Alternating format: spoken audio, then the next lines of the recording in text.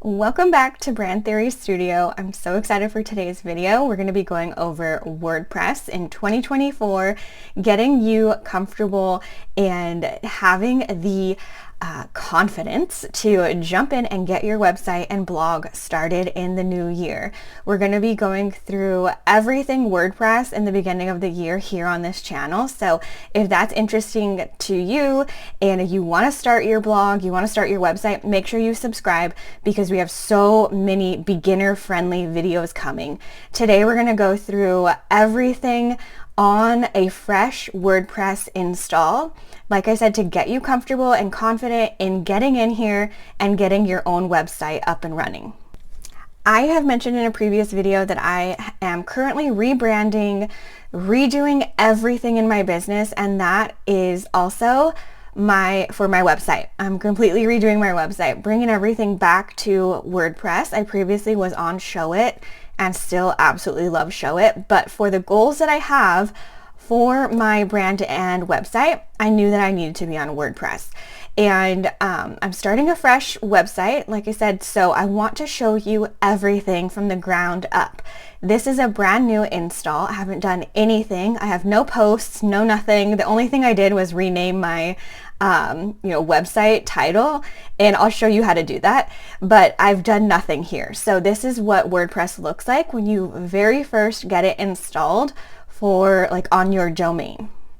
It's not very pretty. It's not very flashy or intuitive. They've got some things on the side here, but I know a lot of people get confused on, what's a post, what's a page, what am I doing, what are all of these tools and things. So I want to give you a walkthrough so you feel ready to tackle your own website and get your website and blog up and running in 2024. So let's just get into it. We're going to go through the entire left panel here, and I'm going to walk you through how to use everything, really what I don't even use or ever touch, and the things that you're going to be using the most often when you're creating your new website and blog. So straight away, this is your dashboard when you log into your website. This is going to be kind of an overview of what you have going on. There's not a lot yet because I don't have anything yet. So it's just going to give you a kind of, a little glance at the posts that you have. If you have, I know when I install Yoast SEO plugin, they'll give you a little recap of you have this many posts and the SEO is good, or kind of where you stand. You'll just get a little update here of what you have going on. I don't really ever care about anything that's on the dashboard.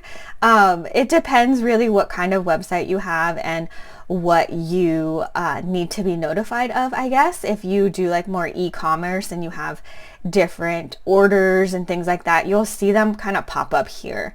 But in general, this is just kind of an overview of everything. On the left side here under dashboard, we have just a couple of different options. Home is really where we just were. The updates is pretty self-explanatory. This is going to be any updates that you need to do. We are current and up to date here.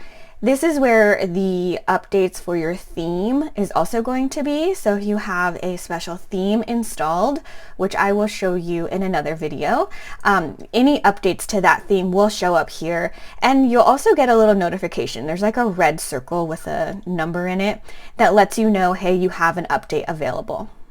Then moving on to posts. This is going to be your most commonly used section of your entire back end. This is considered the back end of your website where you're doing all of your content creation, and the front end of your website is the final published product. So we're in the back end here.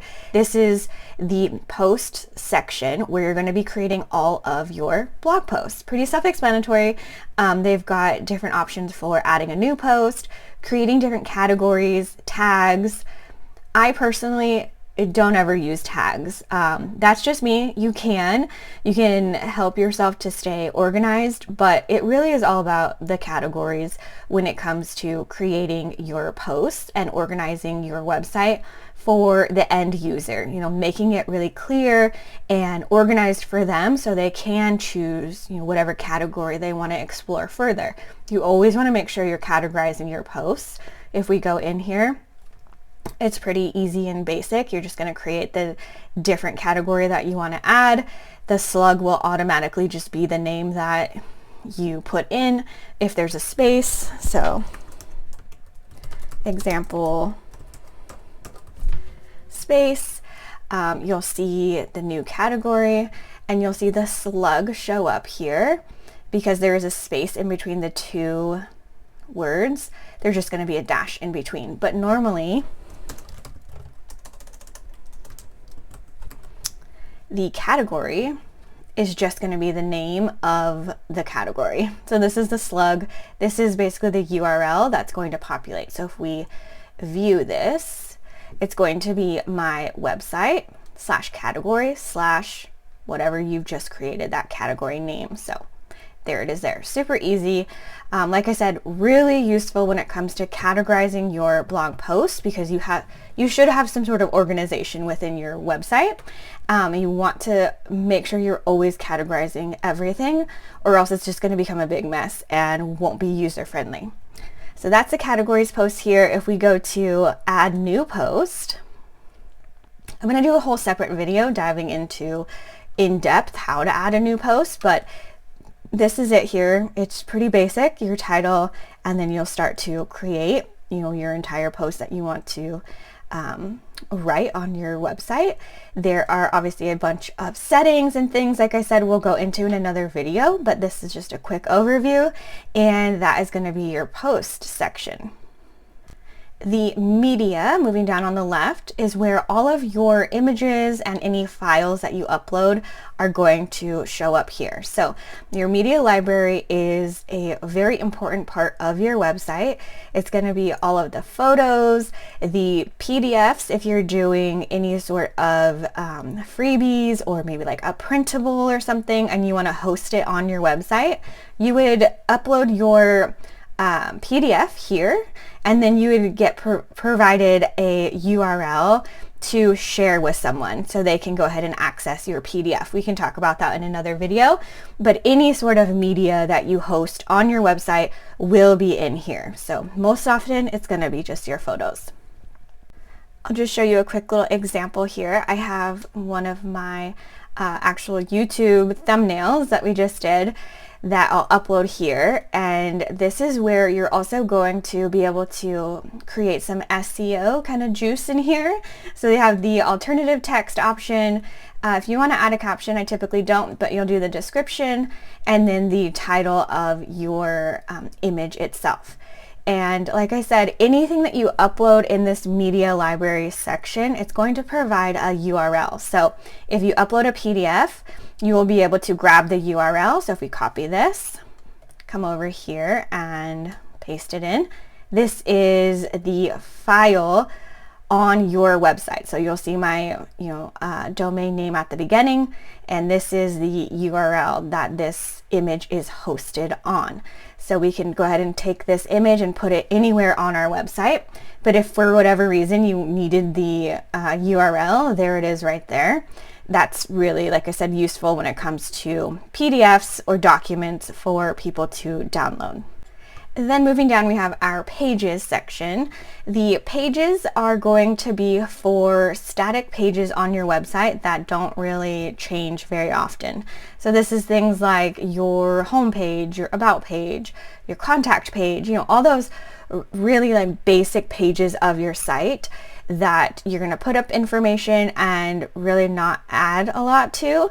The posts, like I said, are going to be blog posts. So when you're doing your, keywords and you're writing an article, so to say, that's going to be the posts. The pages are going to be like the standard pages of your website.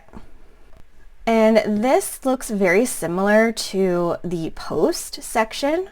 So now WordPress has all of these different options, and this actually might be from the theme that they just automatically install for you, but you can go ahead and start building this out and create a page on your site, and it's not going to be part of your blog.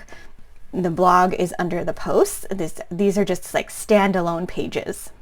Again, we'll do a separate video on how to create a page for your site. Then moving down, you'll have the ability to kind of control your comments if you have a blog and you have commenting available. The appearance section is where you can get into a little bit more fun things. This is the theme that WordPress just automatically installs. It's called 2024. I guess it's for every year. I never really paid attention to that, but it's just automatic. I'm going to be downloading or uploading my theme. I use Divi, the theme and page builder for all of my WordPress websites. So I'll be uploading that and we'll do that in another video. But if you purchase a theme like from Etsy or anything, this is where you're going to be adding it here. Right now we don't have anything to worry about. Then underneath that, you're going to have the editor. Now, this is where you can do some really fun things and start customizing your website. It looks like they've made a huge update to this because this is not what it used to look like. So let me see here. This actually might be part of the theme that is installed because I've never seen this look like this before. Either that or they've done like a huge update to this section and made it look a little bit more modern, because typically it's very boring and odd looking. But I would assume that this is for this theme, and I'm not going to go too far into it because I really don't even know anyone who keeps, you know, the standard default theme on WordPress. So you can play around with it, and this may look different depending on the theme that you have for your website. So it could be different, you know, for everyone. But this is where there are some styles and settings that you can play around with and kind of start to customize your website. Then we're moving down to plugins. The plugins world can be so crazy and so overwhelming, and I want to do a whole video on plugins because even just being part of like blogging Facebook groups and seeing the overwhelm that plugins can, you know, have on people, there's a million plugins. There's always going to be a plugin that is going to be like shiny and new and like be your lifesaver, and you probably actually don't need it. Like there is such thing as having too many plugins. Sometimes they don't work nicely together. Sometimes they like cause your website to crash. I am a firm believer in only downloading and having active plugins on your website that you actually need. So we're gonna have a whole video on that, but you can think of plugins as kind of like little extras and add-ons, like to do something additional that WordPress doesn't allow. A few of my favorite plugins and things that I always recommend for clients would be Yoast SEO. That is like such a good, pretty much like the only SEO plugin that you need to make sure that you are hitting like targets when it comes to using your keyword enough, making sure that your sentences like make sense and your paragraphs are legible. Like there's just so much inside of that plugin. Again, that's Yoast SEO. I'll share that, like a detailed description of that in another video, but I always download that, and I always download an image compressor PDF or plugin. So if you have a really big photo or like image heavy website, and even if you don't, honestly, you really need to be compressing your images. I compress them before I upload them, and I also have a plugin that compresses them even further, because having a ton of images that are way too large can just bog down your site and make it run slow. So I always have Yoast SEO and an image compressor plugin downloaded on every single website. But other than that, it really just depends on what kind of website and blog you have. So I have a client now who is a food blogger, so she has a specific recipe plugin. You know, it really just depends on what your website is about and really what you need. But like I said, don't get caught up in like the fancy plugins that sound like they're going to solve all your problems. You really, in the beginning, just need to get posting, staying consistent, and, you know, sharing your blog posts. The plugins can come later, and like any advanced things can always come later. Next, we have our users section. I'm not going to go in here because that shares, actually, I can go in here because I'll just blur it out. I was going to say it shares my email, but this is where any users that are registered on your website are going to show up. So if you have like a web designer, you would give them their own login. You can see like when people log in. If you are running everything by yourself, this will most likely just be you.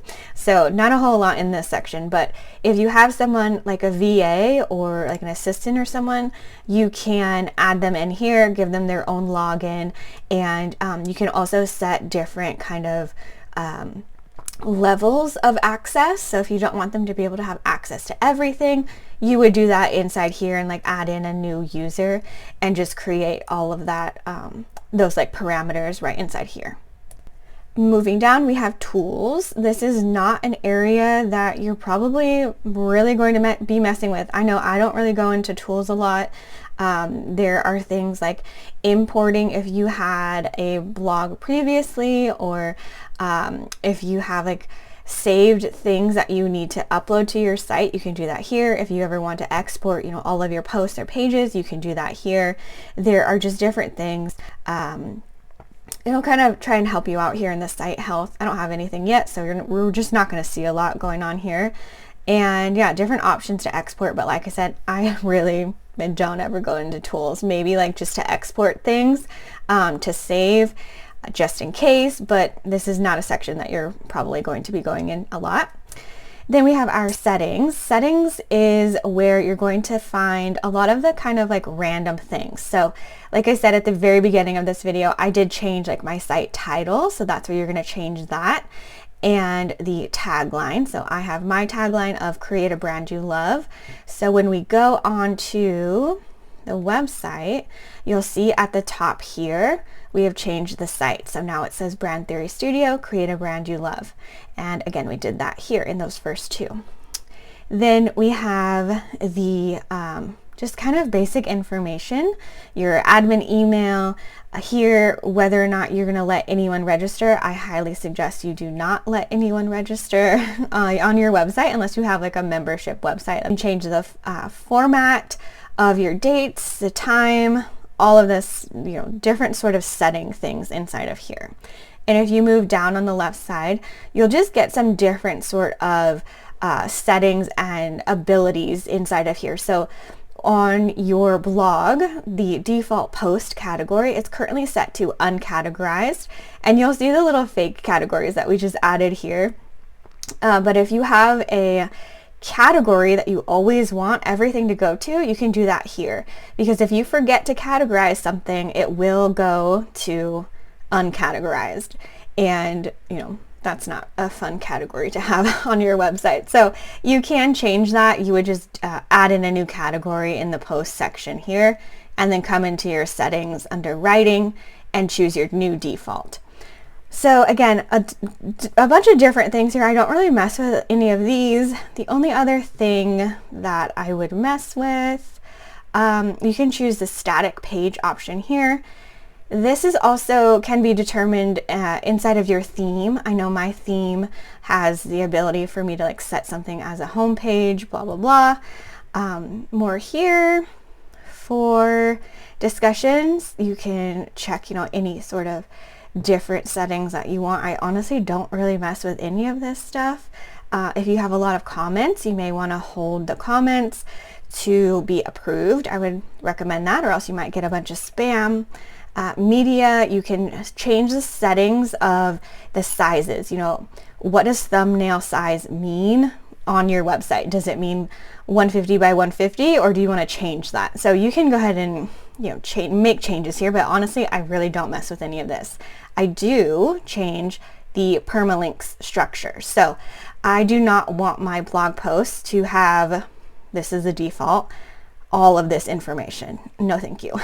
I just want the post name. So I always just select post name, because that's going to just be in an automatic of whatever you have named your post. But you can also change this if that is too long or something. You can change it inside of the post settings. So this is just kind of a good default to have. And I'm just going to save those changes because that's how I want mine set up. then privacy, you can select your privacy page. I do all of this in my theme, so it really just kind of depends on the theme that you have. But a lot of settings and kind of admin sort of things here in the settings section, as you may be able to guess. So that is a quick overview of WordPress in 2024. Honestly, this has not had a lot of changes besides that one, the appearance editor. But like I said, I think that is due to the theme that they have installed. We can look at that in another video too and just make sure that it's not totally different and I didn't miss anything in there. But as long as you're able to get in, start making posts, and start to understand where things are in your site, get everything organized and ready to go. Future videos that we're going to put out are going to be walking you through things like how to actually create a blog post, how to create pages on your site, how to update or like upload a theme that you purchase. We'll go through all of that. I really want to start with the basics and get you comfortable and confident to launch your own website and blog in 2024. So make sure you subscribe for the next video, and I will see you then.